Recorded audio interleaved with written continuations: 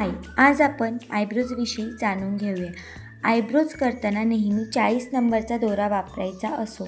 Colour कुठलाही असो matter नाही करत, परंतु जेव्हाही आपण आयब्रोज करतो त्यानंतर तो आयब्रोजचा दोरा तेवढा तोडून आणि मग फेकून द्यायचा असतो।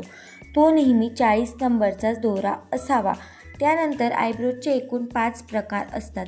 पहिला प्रकार असतो स्ट्रेट आयब्रो, म्हणजे आयब्रो अगदी स्ट्रेट असते आणि लास्टला एंड जिथं होतो तिथं थोडंसं फक्त स्कर्व असतो।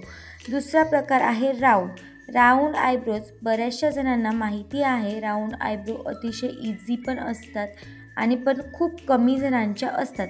तिसरा प्रकार आहे अँकल आयब्रोज। त्या अँकल आयब्रोमध्ये 2 पद्धतीचे आयब्रोज केल्या जातात।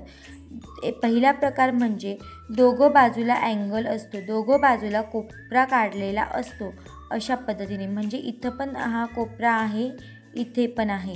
आणि चौथा जो प्रकार आहे तो पण अँकल आयब्रोजचाच आहे, पण त्यात थोडासा चेंज असतो। तो चेंज असा असतो की वरच्या बाजूने इथं अँगल दिलेला असतो त्याला आणि खालचा बाजू राऊंडमध्ये असते, म्हणजे खालून शेप त्याला राऊंड आयब्रोचा द्यायचा असतो आणि वरून शेप त्याला अँकल आयब्रोचा द्यायचा असतो। त्यानंतरचा 5वा प्रकार आहे यस शेप आयब्रोज। आता यस शेप आयब्रोज कशी असते तर ती स्टार्टिंग जी असते तर ती वरच्या दिशेने असते आणि त्यानंतर थोडासा भाग खाली जाऊन मग तिला यस शेप आलेला असतो। तर तो म्हणजे नाकाजवळचा भाग थोडासा असा वरती असतो, त्यानंतर इथला भाग थोडा खाली असतो, पुन्हा जिथं अँकल देतो तो भाग वरती असतो।